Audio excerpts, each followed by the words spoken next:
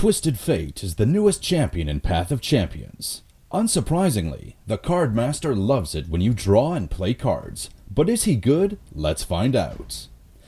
His first star power creates a wild card in hand each round you play 3 cards. The upgraded 3rd star version makes this 1 mana cheaper. Note you can only get 1 wild card per round. His 2nd star power encourages you to draw more cards by making them cheaper. The 4th star power buffs your units each time you draw a card. You get more starting mana from the 5th star power.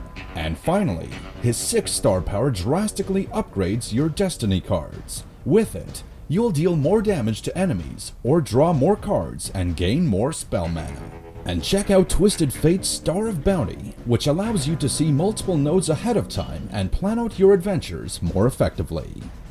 Now let's look at some build suggestions for Twisted Fate. For common relics, Banshee's Veil protects him from spells, Cosmic Blessings gets you levels much faster, and Lost Chapter lets you use spells after playing Twisted Fate on the board. Moving on to rares, Archangel's Staff gives you max spell mana every turn, Chemtech Duplicator duplicates your spells when at 6 or more mana, Luden's Tempest increases your spell or skill damage, and the Gravedigger's Spade draws an extra card each round. Finally, looking at epics, Big Guns increases your spell or skill damage without Twisted Fate on the board, Found Fortune draws a card from your deck, makes it free, and gives it an epic item. And I personally don't have them, but Echoing Spirit and Packed Powder work well for him, along with his paid relic, Deck of Destiny. When picking your first power, look out for card draw or synergy like Flexible Game Plan, or find anything that makes it easier to play cards such as Survey Core, Black Market Discount, Communal Mana Flow, Deceptively Deadly, and Stacked Against Them.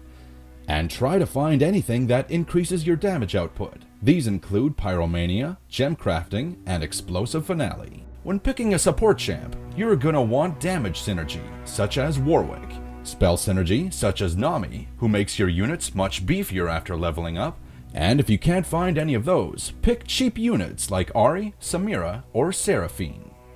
These are just some of the support champion options for Twisted Fate.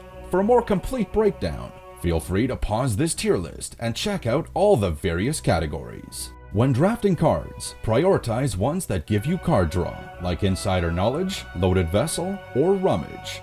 And many cards synergize with card draw, such as Master Lookout and Windborne Mariner. Finally, look out for cards with these beneficial items: Excavator's Charge, Grifter's Deck, and Hero's Call. Alright, let's cut to the chase. Is Twisted Fate good? Give me a hell yeah! Twisted Fate is some of the most fun I've ever had while playing a champion in this game. The wildcards give you so much flexibility, and it's incredibly satisfying to use one of them to solve whatever problem you're facing. They also make Twisted Fate a great option for controlling the enemy board. Twisted Fate's biggest Bilgewater competition comes from Miss Fortune, whose 6th star power makes her spells nuclear bombs when in combat.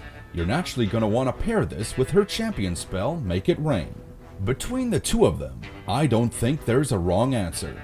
If you love attacking and killing the enemy quickly, I think Miss Fortune should be your choice. But if you love controlling and outmaneuvering the enemy, go with Twisted Fate.